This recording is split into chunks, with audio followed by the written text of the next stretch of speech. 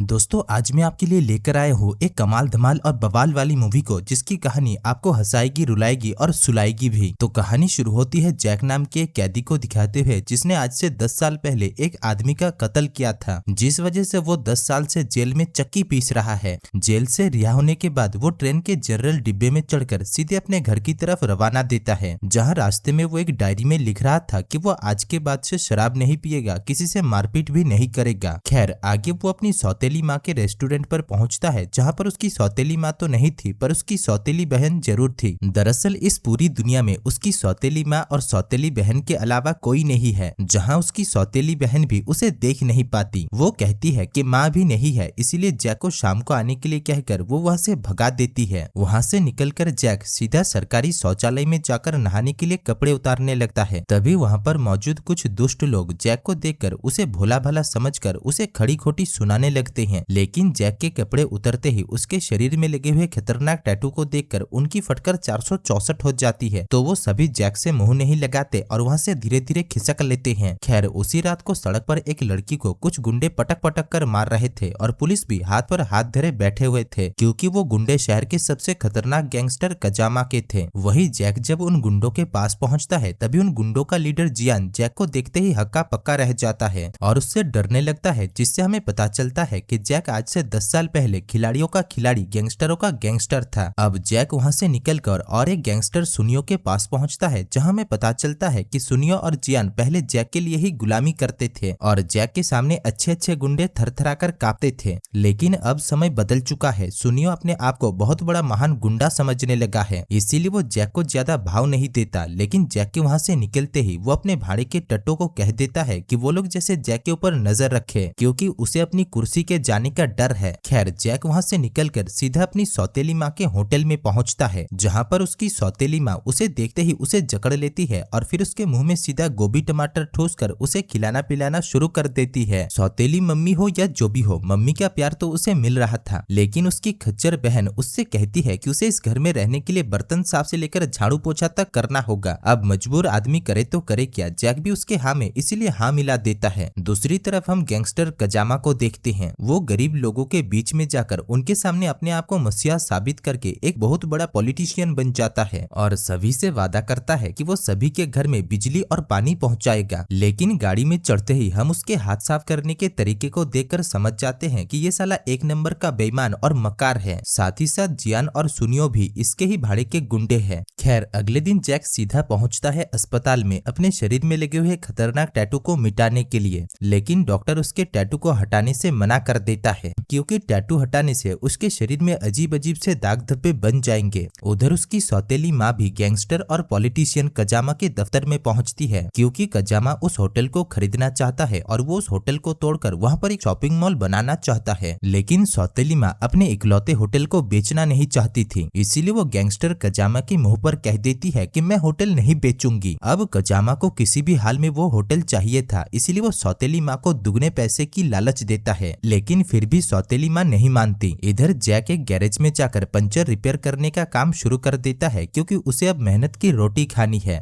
तभी वहां से होकर गुजरते हुए दो पुलिस अफसर जैक को पंचर रिपेयर करते हुए देख लेता है और उनमें से एक अफसर दूसरे अफसर से कहता है कि इसका नाम है जैक और आज से 10 साल पहले ये बहुत खतरनाक गैंगस्टर था। लेकिन एक दिन कुछ गुंडे इसके ऊपर आ बरसते हैं। अब अपने आप को बचाने के चक्कर में इसने उनके ऊपर अपना कुंफू कराटे शुरू कर दिया और इसी चक्कर में उनमें से एक वहीं पर ही निपट गया और इसको 10 साल की सजा हो गई और आज देखो इसकी हालत कैसी है। साथ ही साथ वो ये भी बताता है कि सुनिया और जियान भी इसी के आगे दुम हिलाते फिरते थे, लेकिन जैक को लड़ते हुए देखने के बाद भी ये दोनों जैक को बचाने नहीं गए, क्योंकि जैक को मारने के लिए गुंडे पॉलिटिशियन कजामा ने ही भेजे थे और जैक के जेल जाने के बाद पॉलिटिशियन कजामा ने सुनिया और जियान को अपने चमचे बना लिए। खैर दूसरी तरफ हम जैक की सौतेली बहन को स्कूल में देखते हैं, जो अपनी टीचर से बात कर रही थी। जैक भी उसे लाने के लिए स्कूल पहुंच चुका था। इसी बीच टीचर जैक को देख लेती है, जिससे हमें पता चलता है कि जैक के जेल जाने से पहले ये टीचर जैक की मेहरारू थी, लेकिन जेल जाने के बाद जैक ने इसे छोड़ दिया ताकि ये जैक के लिए अपनी जिंदगी को बर्बाद न कर दे। स्कूल से घर आते वक्त सौतेली बहन की नजर दुकान पर लटके हुए एक मोबाइल फोन पर जाता है और वो उसे खरीदने के लिए जिद करने लगती है, लेकिन जैक के पास इतने पैसे नहीं थे। इसी दौरान एक चीनी चोमू, जो कि दरअसल जैक की सौतेली बहन से प्यार करता था, जैक को सौतेली बहन के साथ देकर उसे उसका सीएफ समझ लेता है और उसके ऊपर बरस पड़ता है। वो उसे गोदाम में ले जाकर उसकी खूब कुटाई करता है और अपने दोस्तों से देकर भी उसे पिटवाता है। दरअसल ये चीनी चोमू जोर जबरदस्ती जैक की सौतेली बहन को पाना चाहता है, लेकिन जैक की सौतेली बहन इसे बिल्कुल पसंद नहीं करती। इधर मार खाते खाते जैक के कपड़े फट जाते हैं तो शरीर में लगे हुए उसके खतरनाक टैटू उन सभी की नजर में आ जाता है, जो देखकर उन सभी की फटकर हाथ में आ जाता है। इधर जैक ने मारपीट का रास्ता छोड़ दिया था, इसीलिए वो उन्हें कुछ नहीं कहता और अपनी बहन को लेकर वहां से खिसक लेता है। दूसरी तरफ हम गैंगस्टर कजामा को देखते हैं, जो जियान और सुनियो को अपने चेंबर में बुलाकर उनसे कहता है कि वो दोनों जैसे उस बुढ़िया को किसी भी हाल में उस रेस्टोरेंट से निकाल फेंके। जिसके बाद जियान मुंह उठाकर उस बुढ़िया के रेस्टोरेंट में पहुंच जाता है, लेकिन जैसे ही उसकी नजर खाना खाते हुए जैक पर पड़ता है तो उसकी भी फट जाती है। जैक यहाँ पर उसका गर्दन पकड़कर उसे यहाँ से जाने के लिए कहता है तो जियान भी उल्टे पैर वहाँ से निकल लेता है। इधर कजामा को जब इस घटना के बारे में पता चलता है तो वो जैक को अपने रास्ते से हटाने के लिए एक प्लान बनाने लगता है। दूसरी तरफ जियान और सुनियो भी रात को टेबल में बैठकर यही सोच रहे थे कि कैसे वो लोग जैक के सौतेली माँ को होटल से निकालेंगे। खैर अगले दिन जैक जब अपने काम पर गया हुआ होता है तभी वो दोनों गुंडे अपने और कुछ साथियों के साथ सौतेली माँ के होटल में घुस आते हैं और होटल में तोड़फोड़ मचाकर सौतेली माँ को भी मारते पीटते हैं। जैक की सौतेली बहन जब उन्हें छुड़ाने की कोशिश करती है तभी वो लोग उसको भी 2-4 थप्पड़ जड़ देते हैं, जिससे सौतेली बहन तुरंत भागा भागा जैक के पास पहुंचती है और कहती है कि वो गुंडे फिर से आगे हैं और मम्मी को मार पीट रहे हैं। जैक फटाफट अपना कंठ लंगोट पहनकर घर पहुंचता है, लेकिन तब तक गुंडे जा चुके थे। जैक से अपनी सौतेली माँ का दुख देखा नहीं जाता तो वो सीधा गैंगस्टर कजामा के पास पहुंचता है और कहता है कि 10 साल पहले मैं जैसा आदमी था, मुझे वैसा बनने में मजबूर मत कर। कजामा समझ जाता है कि जैक उसके इरादों पर पानी फेरने वाला है और अगर उसने जैक का कोई बंदोबस्त नहीं किया तो जैक उसकी आगे पीछे दोनों तरीके से ले लेगा। इसीलिए वो तुरंत अपने चिंकू मिंकू को कॉल करके जैक को फिर से हवालात की चक्की पिसवाने के लिए कोई जुगाड़ करने के लिए कहता है। उसी दिन जैक जब गैरेज में गधा गुलामी कर रहा था तभी चिंकू मिंकू दूर कुछ पुलिस अफसर को रखकर उसके गैरेज में आ पहुंचता है और फिर उसके ऊपर कड़ा प्रहार करना शुरू कर देता है। दरअसल वो लोग चाहते थे कि वो लोग जैक को मारेंगे, उल्टा जैक भी उन्हें मारेगा। इसके बाद पुलिस आकर जैक को पकड़कर फिर से थाने में डाल देगा, लेकिन होता ठीक इसका उल्टा। जैक चुपचाप मार खाता है और एक भी थप्पड़ नहीं मारता, क्योंकि उसने कसौटी जो खाया था कि आज के बाद से वो सिर्फ मार खाएगा, मारेगा नहीं, जिस वजह से उन गुंडों के पेलन में पानी फिर जाता है। खैर रात को जैक जब अपनी सौतेली मम्मी के साथ बर्तन साफ कर रहा था तभी वो लड़का फिर से घर में आ पहुंचता है जिसने जैक को पहले भी मारा था। उसे दरअसल जैक की सच्चाई पता चल चुका था, जो कि हमें भी पता नहीं था। दरअसल आज से 10 साल पहले जैक ने जिसको मारा था वो असल में सौतेली माँ की ही बेटा था, लेकिन तो फिर सौतेली माँ ने जैक को अपना बेटा क्यों बना लिया? असल में हुआ ये था कि सौतेली माँ का बेटा एक नंबर का बदमाश था। वो गैंगस्टर कजामा के लिए काम करता था और वो जैक को मारने गया था, लेकिन गलती से जैक ने ही उसे मार दिया। अब क्योंकि गलती उसी के बेटे का था इसलिए उसने अपने बदमाश बेटे को बेटा कहने से इनकार कर दिया और जैक को ही अपना बेटा बना लिया। ये सुनकर सौतेली बहन पहले थोड़ा थोड़ा हिचकती है, फिर समझ जाती है कि यह आदमी सच में एक सच्चा और ईमानदार आदमी है। इसके बाद अगले दिन जब वो स्कूल से घर वापस लौट रही थी तभी गैंगस्टर कजामा अपने एक भाड़े के गुंडे को भेजकर एक ईंटे से उसका सर फोड़ देता है, जिससे सौतेली माँ और जैक दोनों ही समझ जाते हैं कि अब उन्हें ये रेस्टोरेंट बेचना ही पड़ेगा, वरना गैंगस्टर कजामा उनके पीछे हाथ धोकर पड़ जाएंगे। जैक तुरंत गैंगस्टर के पास जाकर उसे रेस्टोरेंट बेचने का प्रस्ताव ठोक देता है, लेकिन अब गैंगस्टर कजामा का मन बदल चुका था। वो अब फ्री में उसका रेस्टोरेंट लेना चाहता है, इसीलिए वो एक प्लान बनाता है। वो जैक को अपने गुंडों के पास ही रखकर अपने और कुछ गुंडों को जैक के घर भिजवा देता है, जहां वो गुंडे उसकी सौतेली माँ का काम तमाम करके उसके अंगूठे से सारे पेपर पर अंगूठा लगा लेती है और उसे रस्सी के सहारे छत पर टांग देता है। घर जाकर जैक जब ये नजारा देखता है तो वो हक्का पक्का रह जाता है।